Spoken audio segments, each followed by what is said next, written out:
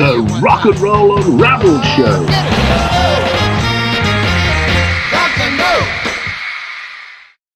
Welcome to the first Rock and Roll Unraveled Show. I'm Derek Shelmerdine. Every month we'll be taking a look at rock and roll from its roots to mid-1970s punk and beyond. We'll be taking a look at artists, bands, classic recordings, music genres, record labels. In fact, if it's relevant to the music of the 50s, 60s and 70s, it'll be here on the Rock and Roll Unraveled Show, along with some great music. Some tracks will be familiar, some you might well be hearing for the first time. Now, our first show takes a look at how Merseybeat bands led the way in the British invasion of the mid-1960s. The British invasion, if you're not familiar with it, it lasted from early 64 to around 1966. It was a time when British artists and bands absolutely dominated the American music scene. In fact, some American bands even went as far as adopting British-sounding names in an attempt to gain some radio airtime. The Beatles, for instance, didn't have an awful lot of success until they changed their name to the Byrds. Our opening song is a great example of how British rock and roll developed. What we're listening to there was Chan Ramiro and the original version of Hippie Hippie Shake. That was a 1959 American single and not a hit on either side of the pond for him at the time. But the Swinging Blue Jeans, Liverpool's very own great Merseybeat band, it was a hit for them in 1963, and it was in fact their second hit. It gave them a number 2, and it was one of the first British invasion hits. Entered the Billboard Top 40 on the 28th of March 1964, and that gave them a 24 hit in America. It's a really good example of how British bands in the early 1960s and late 1950s were very much covering American blues and R&B songs. So really, to see how the British invasion came about, I think we need to explore the development of rock and roll on both sides of the Atlantic. Now, in America, it started off very much as a fusion of gospel music, blues, R&B, and country music, and other various genres centered around those. And it really all started for rock and roll in April 1951, when Jackie Brenston and his Delta Cats went into Sun Studios and recorded Rocket 88. It was 3 years later, in May 1954, that Bill Haley and his Comets released We're Gonna Rock Around the Clock for the first time. Now, it was originally released as the B-side to 13 Women and Only One Man in Town. Now, that's got to be a great title for a song. But the particular song there, We're Gonna Rock Around the Clock, wasn't successful for another year or so, when on March the 25th, 1955, Blackboard Jungle was released in America, and We're Gonna Rock Around the Clock was played over the opening credits. Now, Elvis was beavering away around this time at Sun Records, and he had 5 singles there without too much commercial success. I mean, at that particular point, he wasn't making any impact nationally, just locally in his Memphis and the southern states. But on the 27th of January 1956, he'd moved over to RCA, and he released his first single there, Heartbreak Hotel. And that's very much where it all started for Elvis. So, if we look at that, it was 1955, March 25th, Blackboard Jungle, the movie was released. And Elvis started it all off for him on the 27th of January 56. But by the end of the 1950s, the golden age of rock and roll was very much over. In fact, if you like, the rot set in long before that. On the 12th of October 1957, so that's only a year and a half or so after Elvis's first single, Little Richard was on tour in Australia, and he found God. He renounced rock and roll and enrolled into the church to become a minister. I mean, in early 58, he entered Oakwood Theological College in Huntsville, Alabama, and he trained to become a Seventh-day Adventist preacher. And after that, he only performed gospel songs. That's until he returned to rock and roll in 1962. Now, another stalwart of the rock and roll era, of course, was the Sun performer, Jerry Lee Lewis. Now, he'd had 2 or 3 hits, but in May 1958, he came over to the UK and to embark on his first British tour. Now, the press discovered that the young lady with him, Myra Gale, was his 13-year-old wife and the daughter of his bass-playing cousin. Now, the fans on both sides of the Atlantic took a very, very dim view of this. He had to cut, his participation in that tour. He was headlining, but he played to 3 very poorly attended gigs. And then British skiffle legend Chas McDevitt took over from him, and the tour continued. He returned to America. He tried to recover the situation. There's a single where Jerry Lee Lewis actually tries to explain the situation, but sadly to no avail. His rock and roll career nosedived. His fans had deserted him in droves, but he reinvented himself as a country star and was very, very successful. Now, probably the biggest rock and roll star of the time, Elvis Presley, he was conscripted into the American Army. Now, when he came out of the Army, he also reinvented himself, but he reinvented himself as a film matinee idol. Of course, really, if you like, the last nail in the coffin was Buddy Holly, as it were. On the 3rd of February 1959, he died in a plane crash. He was on his winter dance party tour, and his plane crashed flying to Fargo in North Dakota for a gig in Moorhead. And that really marked the end of the golden age of rock and roll. Now, by the early 1960s, American music really fragmented. The clean-cut face of rock and roll took over with teen idols like Fabian, Frankie Avalon, Paul Anka, and also other genres of music started to pop up, not least of which being surf music. Now, Dick Dale recorded what's generally reckoned to be the first surf record in 1961, and that was a track called Let's Go Tripping. Now, he didn't really have that much international fame, certainly, but other people picked up the surf mantle, and the Beach Boys and Jan and Dean were very successful. And there were also a lot of dance crazes in the early 60s, the twist, the Hully Gully, the swim, the stroll, the mashed potato. And one of the most famous of these, of course, would be the twist. Now, Chubby Checker released his single, The Twist, in 1960, but that was originally a 1958 B-side from Hank Ballard and the Midnighters, very successful R&B band of the time. And the Undertakers, talking of mashed potato, they released their version of mashed potatoes in the UK in July 1963 as the B-side of their single, Everybody Loves a Lover. Now, that was a cover. As I said earlier, an awful lot of British bands covered an awful lot of American R&B and blues songs. And that had seen the light of day as a James Brown single, Do the Mashed Potatoes, back in December 1959. And one of the really distinctive genres of music was Phil Spector's Wall of Sound.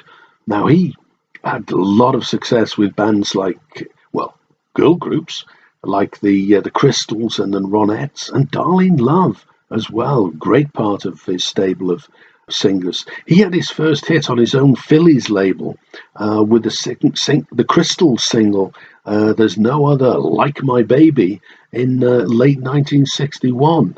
Things developed in a very different way in the UK. Now, jazz had originally developed out of blues and R&B, and British rock and roll essentially came from the world of trad jazz. Now, trad jazz was the British take on New Orleans jazz, and a couple of people to look out for there, real prime movers in all this in the late 40s, early 50s, were Chris Barber and Ken Collier. And what they'd have in there, they both had jazz bands, and what they'd have a skiffle interval group. So when the band members went off to the bar or whatever during the interval, the skiffle group would then play for the 20 minutes or so. And Chris Barber had the Lonnie Donegan skiffle group. A skiffle really has its roots as well in American folk blues.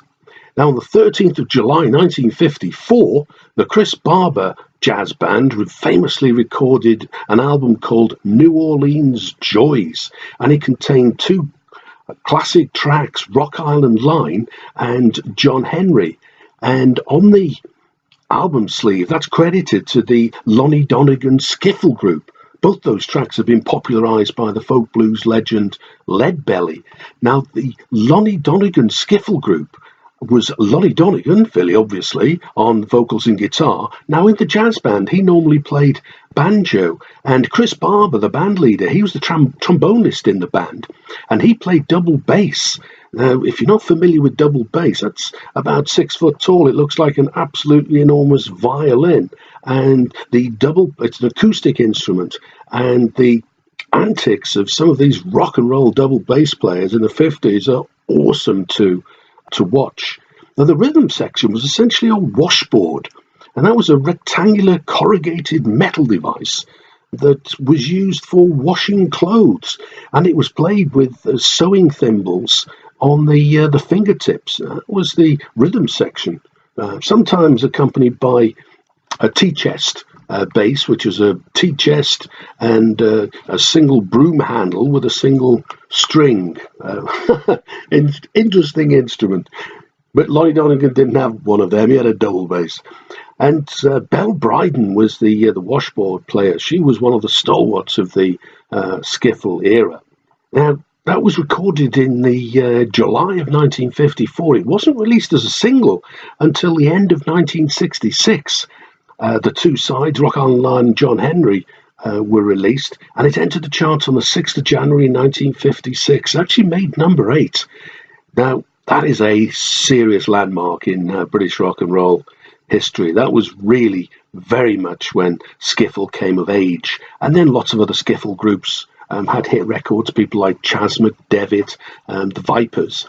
And John Lennon has often said that one of his main inspirations for picking up the guitar and forming a band was Rock Island Line. And Liverpool itself had a very thriving skiffle scene in the late 50s. And the Quarrymen became the Beatles. John and Paul famously met at Church Fete on the 6th of July 1957. Gerry Marsden's skiffle group formed around the same sort of time. They became the Mars Bars before finally morphing into the very popular Gerry and the Pacemakers. Now, somebody else you might not have heard of so readily is a guy called Brian Casser. Well, he did national service in Germany with Bill Wyman, who went on to be one of the Rolling Stones, and they formed a skiffle group in 57 in Germany. Now, Brian Casser was one of the real stalwarts of the Liverpool music scene in the 1950s, and he was in a band called Cass and the Casanovas. He also had a nightclub called Casanovas. He, at the sort of very early 60s, he decided to try his luck in London. So when he set off south, the remaining 3 members of the Casanovas decided they'd stay together, and they became the Big Three. I saw the Big Three a few times, one of the most awesome live bands that ever came out of anywhere, let alone just coming out of Liverpool. And Brian Casser, a little later, in the sort of mid-60s, he famously had Eric Clapton in his band for just about 7 gigs just before he joined the Yardbirds. And skiffle very much then morphed into British rock and roll. The first British rock and roll hit single was from Tommy Steele, and that was the latter part of 1956, made number 13. And famously, it features jazz saxophonist Ronnie Scott of Ronnie Scott's Club in London on the record. And then lots of other famous British rock and rollers came to the fore. Some of the most successful were Cliff Richard, Adam Faith, Marty Wilde, and Liverpool's own Billy Fury. Now, in the late 1950s, early 1960s, British rock and roll very much morphed into the beat groups. Now, this was the two guitar, bass guitar, drums, and singer, sometimes separate, sometimes playing an instrument. And that was the combo that really started to change the face of rock music and popular music in the late 50s, early 60s. And one of the big differences here was that the focus was on the band and not on the individual singer. And the other main difference was, I mentioned the upright bass earlier, that you'd see in skiffle bands and jazz bands and, well, any other music at that time. But around this sort of time, the electric bass guitar started to be used. And so that made for a much more powerful, driving rock and roll rhythm. And these beat groups were very much driven by covers of American blues and R&B songs. The Beatles became phenomenally successful in the UK in 1963, and on December the 26th, Boxing Day, as we say in the UK, the Beatles released "I Want to Hold Your Hand" in America, and that's very much where the British invasion started. And it's fair to say that it changed the impact of British music in America forever. It might not have been the most substantial song the Beatles ever released, but it was certainly the most influential. As a point aside, interesting to note that Paul McCartney's bass line for "I Saw Her Standing There" was inspired by Chuck Berry's "I'm Talking About You." And this is the song that started it all. This is the Beatles with "I Want to Hold Your Hand."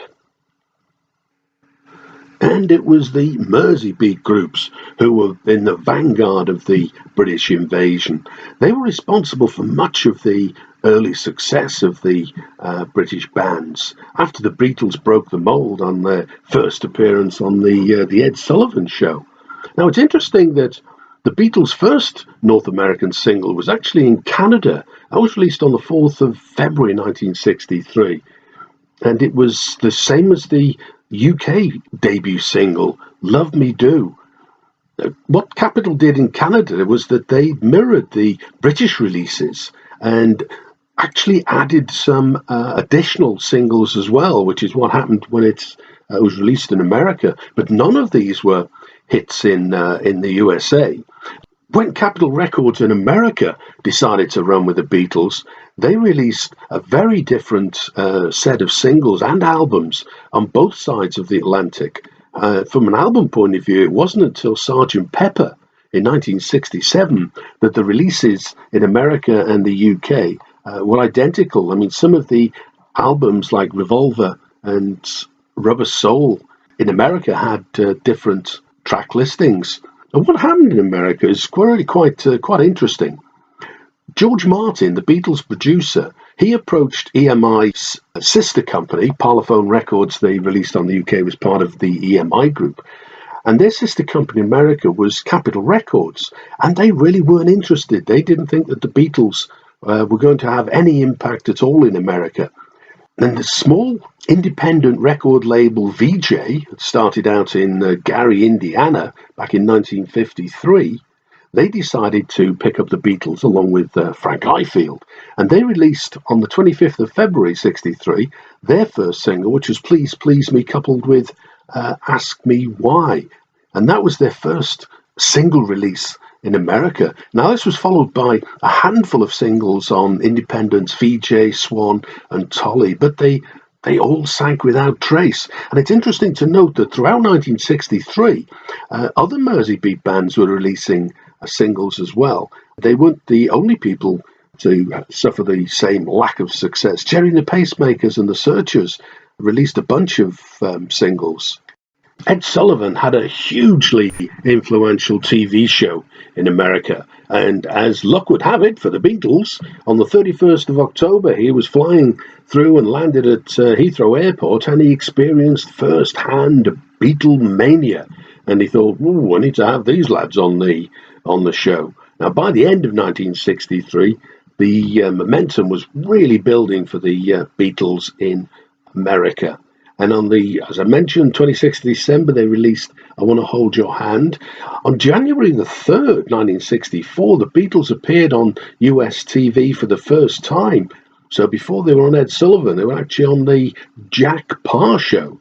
And on the 20th of January, Capitol released the Beatles' first album in America called Meet the Beatles. 25th of January, I Want to Hold Your Hand hit the Billboard Top 40.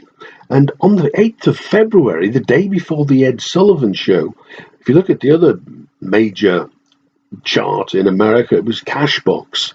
And in their Hot 100, the Beatles had 5 singles. They had their current A-side, it's number 1, I Want to Hold Your Hand, She Loves You. Now that was on the Swan label at number 7, Please Please Me at number 55 on the VJ label, and My Bonnie with Tony Sheridan. That was a song that they'd recorded in their Hamburg days. That was at number 80, and the B-side, I Saw Her Standing There, was at number 100, giving them 5 singles. Now this is before the whole British invasion thing started. Also in that particular Cashbox Hot 100, there was a showing from Cliff Richard with It's All in the Game at 25, and Dusty Springfield with I Only Want to Be With You at number 30. But by the time they reached the Ed Sullivan Show on the 9th of February 1964, they were already a phenomenon. And the show itself was watched by 73 million people, a colossal number of people. They performed 5 songs, All My Lovin', Till There Was You and She Loves You, as well as the A and B side of their current singles, Saw Her Standing There and I Want to Hold Your Hand. Now also appearing in the show was a pre-Monkees Davy Jones, another Brit. Mama Cass had heard of the Beatles, and she decided to watch the show at her house, and she invited a couple of her chums, John Sebastian and Zal Janowski, around. Now, this is the first time they'd met, and they obviously found themselves inspired by the show, because very shortly after, John and Zal formed the Lovin' Spoonful, one of the great American bands to come out of the mid-1960s. And 2 days later, the Beatles were appearing in concert in Washington for their first ever US concert at the Washington Coliseum. They were supported by a number of people, including Tommy Roe, Righteous Brothers, and Jay and the Americans. The following night, they played a couple of sets at New York's Carnegie Hall. They opened the door for the British invasion. The Beatles certainly jammed that door open, and for the first time, British artists and bands dominated the American charts. In fact, the first person through the door on the 15th of February was Dusty Springfield with I Only Want to Be With You. It was the first hit she had as Dusty Springfield. She'd had a hit previously, Silver Threads and Golden Needles, back in 1962, when she was a part of the Springfields. She had 10 more American hits. The last one, A Brand New Me, was in 1969. Now, the next band to follow through, really, if you like, the real beginning of the British invasion, was actually the Dave Clark Five. They'd released Glad All Over in the back end of 1963 on December the 23rd, but it didn't enter the Billboard charts until March the 7th after the Beatles' appearance on the Ed Sullivan Show. And I think that shows the relevance of the Beatles in their appearance on the Ed Sullivan Show being the catalyst for what became the British invasion. Now, they had 16 more American top 40 hits. They were the second most successful band, obviously after the Beatles.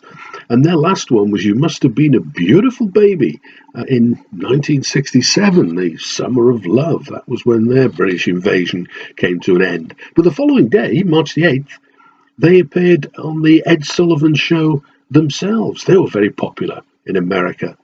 Dave Clark and his It's Five Merry Men.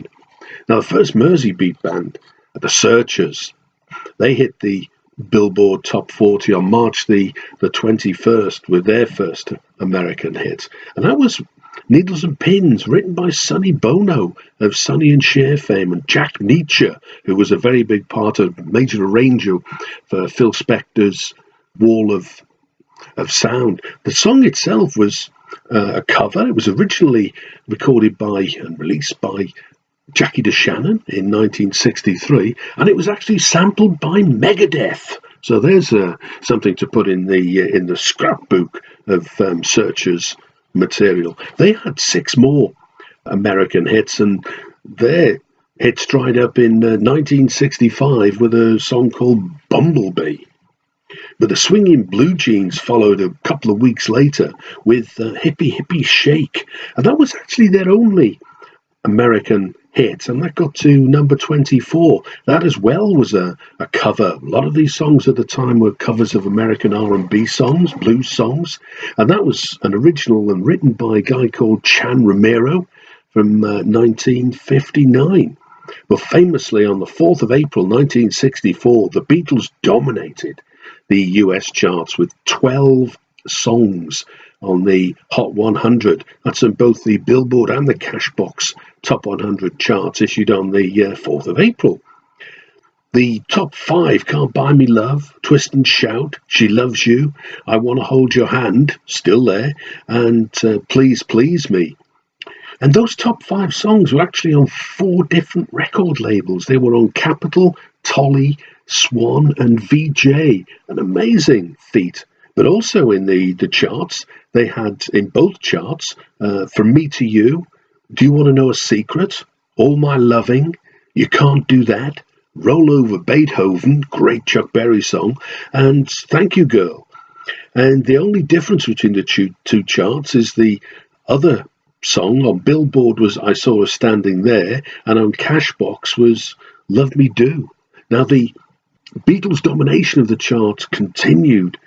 And if you look at the Cashbox charts from January the 25th to May the 9th, they held the number 1 spot right across that period with 3 of their singles, I Want to Hold Your Hand, She Loves You, and Can't Buy Me Love. To say that the Beatles were successful could perhaps be an understatement.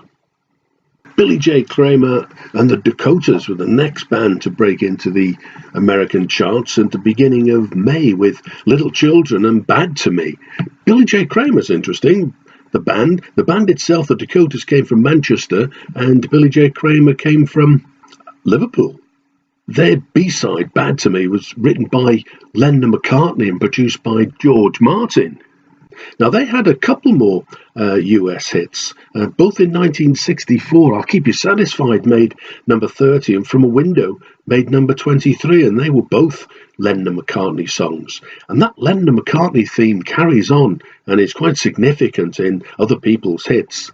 In mid-May, Peter and Gordon, a duo from London, cracked the American market with A World Without Love, another Lennon-McCartney composition.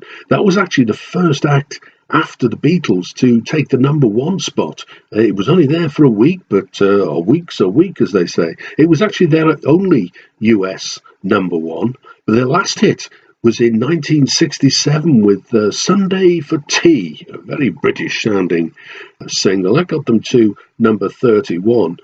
Now, they might have been Southerners, but they had a very strong Liverpool connection because at the time, Paul McCartney was dating Peter Asher's sister Jane, and Lennon McCartney wrote the first 3 of their US hit singles, A World Without Love, Nobody I Know, and I Don't Want to See You Again. But the really interesting one was a Paul McCartney composition. Now, their 7th US hit was a track called Woman, not to be confused with the John Lennon song, and Paul McCartney actually used the pseudonym of Bernard Webb, and he did that because he was keen to see if he could have a hit on his own without the Lennon and McCartney tag associated with it. And he did. He gave them their 7th US hit. On May the 25th, Dave Clark 5 opened what was what was very much the first American tour by a British invasion band, and they kicked off at the Mosque Theatre in Newark, New York. The beginning of June saw Gerry and the Pacemakers find finally success in America with Don't Let the Sun Catch You Crying. Now, that was written by Gerry Marsden. It gave them a number 4. They had 6 more American hits, and the last one was Girl on a Swing in 1966. Now, Gerry Marsden started out as Gerry Marsden's Skiffle group. They sort of morphed into the Mars Bars and eventually became Gerry and the Pacemakers.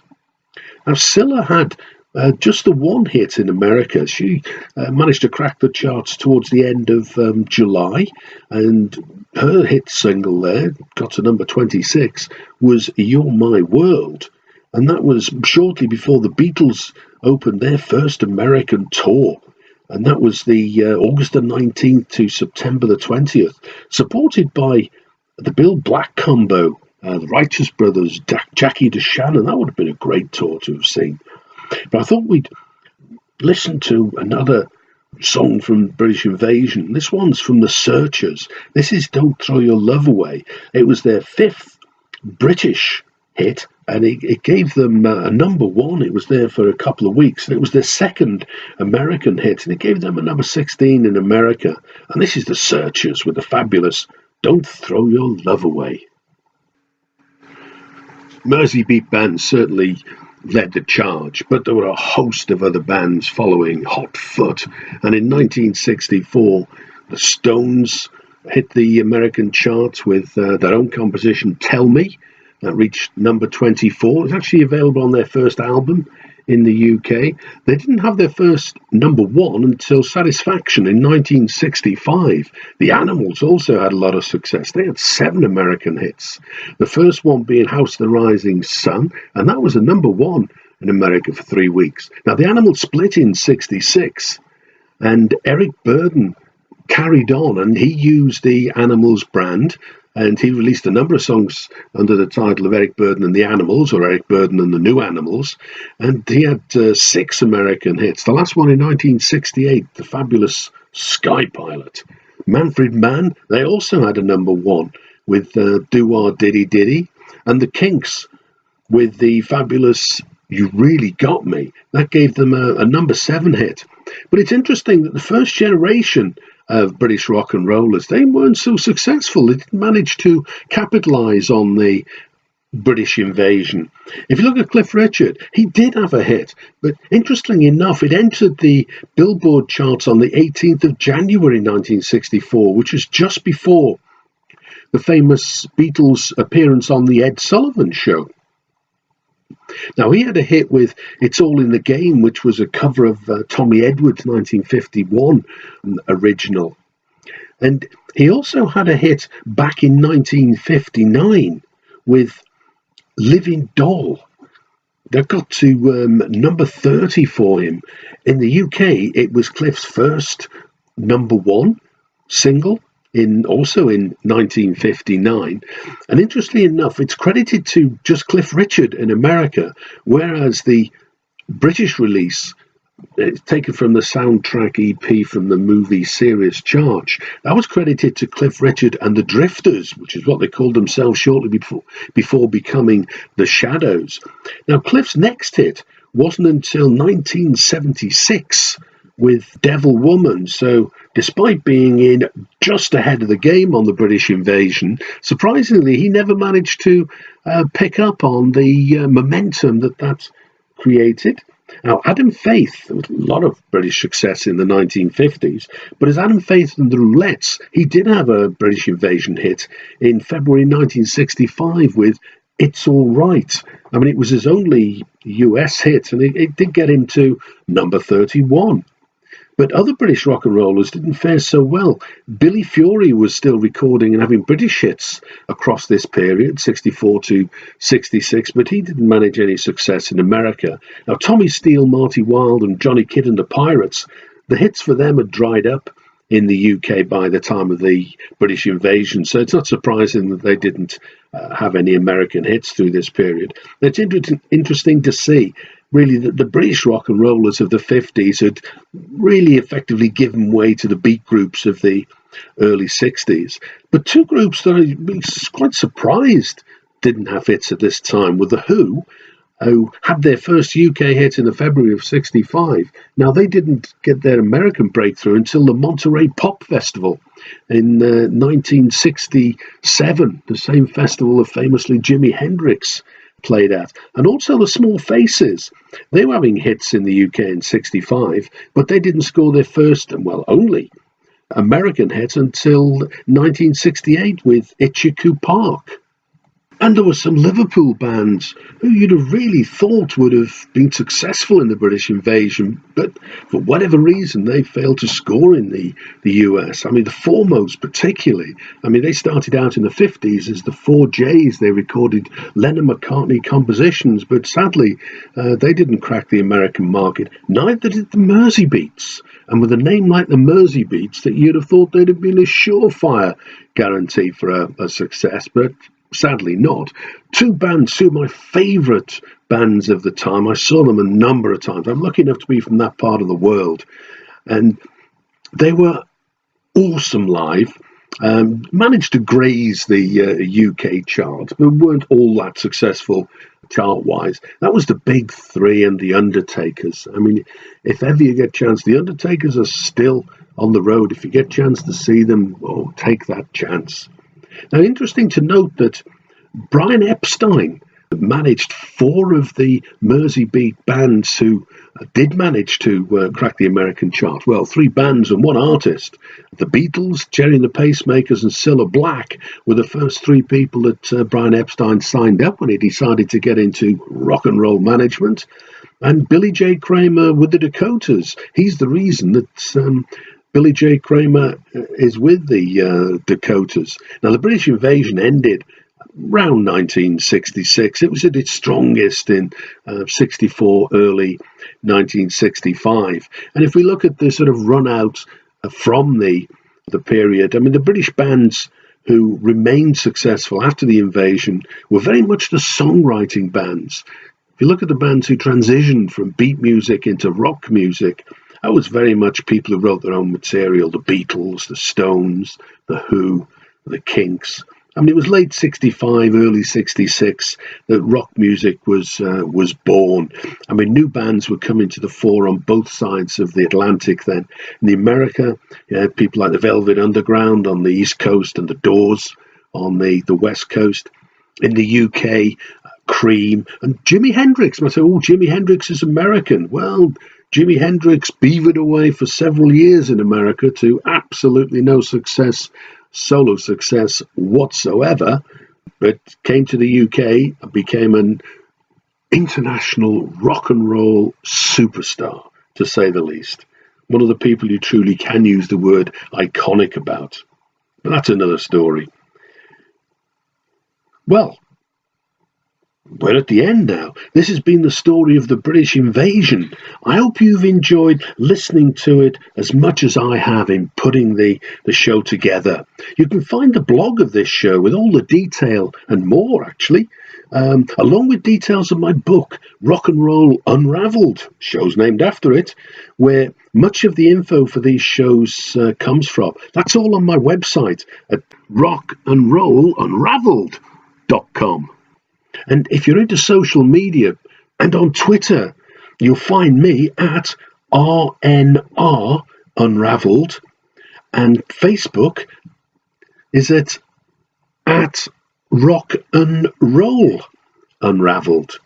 That's actually with the English spelling of two L's, but I'm sure you'll find me either way. I've been Derek Shelmerdine. Join me next time for another piece of rock and roll history on the Rock and Roll Unravelled show. Well, we're going to end this first show with a taste of the rock music that was just around the corner. From their Wheels of Fire album, this is the awesome Cream with their take on Robert Johnson's Crossroads.